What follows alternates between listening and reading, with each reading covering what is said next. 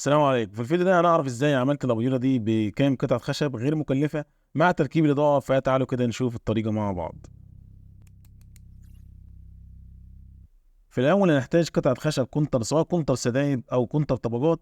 الطبقات بيكون افضل ده لو عندك. انا عايزك تعملها بالموجود عندك، فسواء عندك كونتر سدايب او كونتر طبقات فتقدر تعملها، فده بيكون ماشي وده بيكون ماشي، فالموجود عندك تقدر تعمل بيه الشغل بتاعك. تمام. وبعد كده اظبط الديسك على زاويه 25 دي الجرصه، وبعدين اميله على زاويه 45. وبعد ما ظبطت الديسك تمام وتاكدت على الزاويه، ابدا انزل بالديسك واقطع القطعات اللي انا محتاجها. طيب مقاس القطعه دي ايه اللي انا بقطع فيها؟ القطعه دي عرضها 10 سم في طول 80 سم، وابدا اقطع منها القطع اللي انا محتاجها. طب اول قطعه انا بصفي القطعه على 14 سم، دي من بدايه من بدايه الزاويه، وبعد كده بصفيها من تحت على 7 سم علشان تديني الشكل اللي انا محتاجه في الشغل بتاعي. وبعد ما قطعت اول قطعه طبعا احتاج 4 قطع للمقاس ده.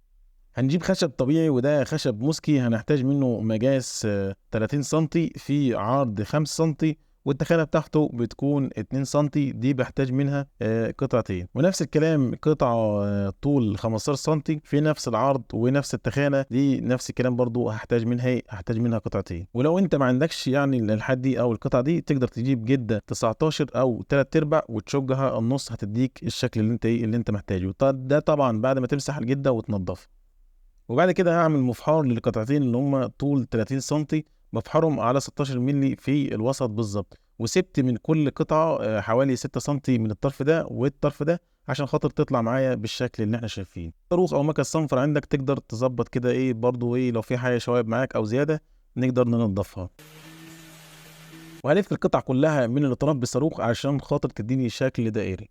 على بنطة كسر سوكة أو لف الحرف هبدأ ألف كل حروف الخشب معايا، كل القطعتين اللي احنا عملناهم الكبار والقطعتين الصغيرين هبدأ ألف الحروف بتاعتها. منها بتعمل معايا شكل ومنها بتشيل حدية الخشب، وده طبعا الشكل اللي أنا محتاجه في الآخر.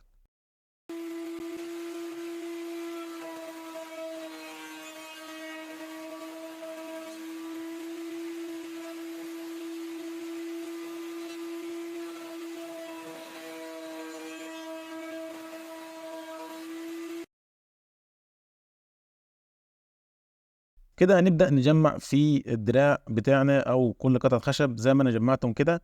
هبدأ أخرم مكان المسمار ببنط 10 مللي، هبدأ أعدي مكان المسمار.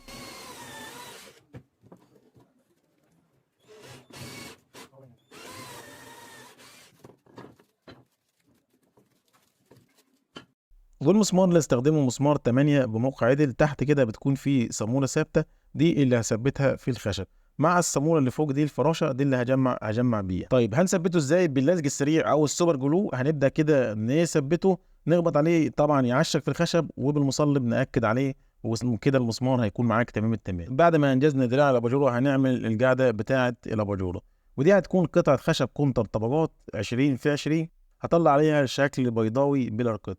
بعد ما حددت المكان الوسط بالظبط بالمتر، هطلع اول دوران وبعد كده هقلبه على الناحية التانية علشان خاطر اضمن الدوران يكون نفس الدوران بالظبط.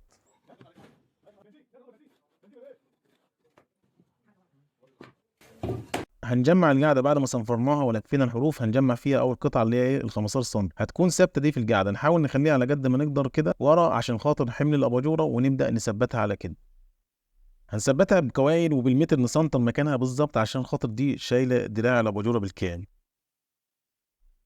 والكوين اللي انا شغال بيها او الدوسره 10 مللي، عشان خاطر كده هنزل مكان ما انا هثبت ببنطه 10 مللي.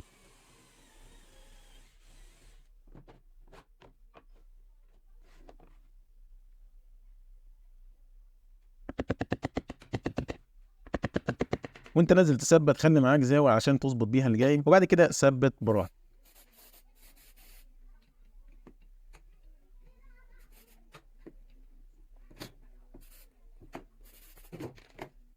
بعد كده هنبدا نثبت الجزء اللي فوق، نفس الكلام القطعه الثانيه اللي هي 15 سم هنثبتها في قطعه واحده من الاربع قطع اللي احنا قطعناهم في البدايه على زاويه 45 بالشكل ده اللي احنا شايفينه.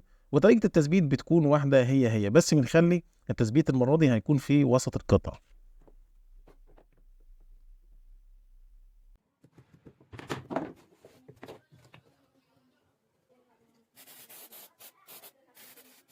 خلصت تثبيت هبدأ أجمع الأربع قطع في بعضيهم باستخدام الغيرة ومسمار شيشة 3 أهو. طيب لو أنت وصلت معايا لحد كده ما تنساش جديد كده تنزل تعمل لايك، اللايك تحتيك أهو ما تكسرش. وزي ما احنا شايفين كده الزاوية اللي احنا ظبطناها في الأول عطتنا الشكل المفتوح ده اللي احنا محتاجينه في النهاية وده المطلوب. وبعد كده جبت دوايه وفتحت مكانها بنط 35 مللي، والدوايه طبعا بتتفك من بعضيها، علشان كده اركب مكانها بلاكاش لانه خفيف واعرف اربط فيها الجزئين بتوع الدوايه. ولو تجيله معاك ممكن تخفيها شويه بالصاروخ او بالصنفره، وبعد ما اتاكدت منها تمام هثبتها مكانها بالغيره والمسمار، واعمل مكان اعدي منه السلك ببنطه 8، ودول الدراعين الاباجوره اللي هم طول 30 سم.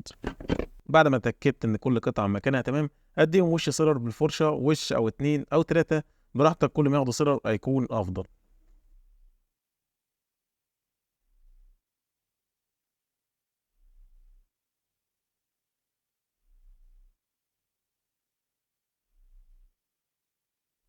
ممكن تاخد الفكرة دي لعمل مشروع ولو صغير، واسيب لك برضو فيديوهات كده بنفس الافكار هسيبها لك تحت، ممكن تبص عليها، هسيبها لك في صندوق الوصف. بعد ما تخلص الفيديو ممكن ان شاء الله تبص عليها وان شاء الله تستفاد منها وتقدر تنفذ مشاريع كتير ان شاء الله. بعد ما خلصنا هنبدأ نجمع الاباجورة بتاعتنا.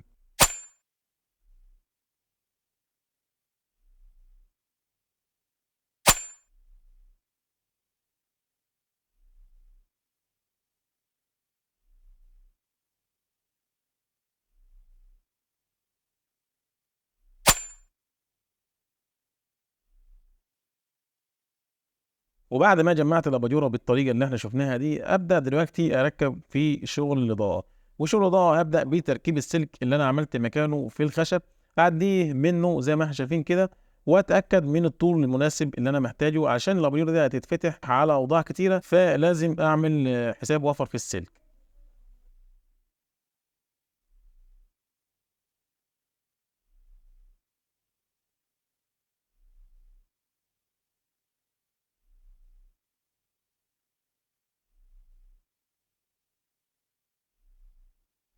كده تمام، هبدا اركب الدوايه مكانها بعد ما اتاكدت من طول السلك. وطبعا الدوايه فيها مسمارين، هنبدا نربط كل طرف من السلك في كل مسمار من دول. بعد ما عدينا الدوايه واكدنا عليها نبدا نربط الدوايه بتاعتنا. حاجه نركب المفتاح للاباجوره، والمفتاح ده اسمه مفتاح كمبيوتر او مفتاح اباجوره، بنركب فيه طرف واحد من السلك في كل مسمار. والاباجوره كده احنا الحمد لله خلصناها. يا رب تكون عجبتكم، ومش هوصيك لو انت مش مشترك في القناه هتشرف بيك كبير تعمل اشتراك، ومش هوصيكوا كمان تعمل لايك والشير، واشوفكم على خير في فيديو جديد، والسلام عليكم ورحمه الله وبركاته.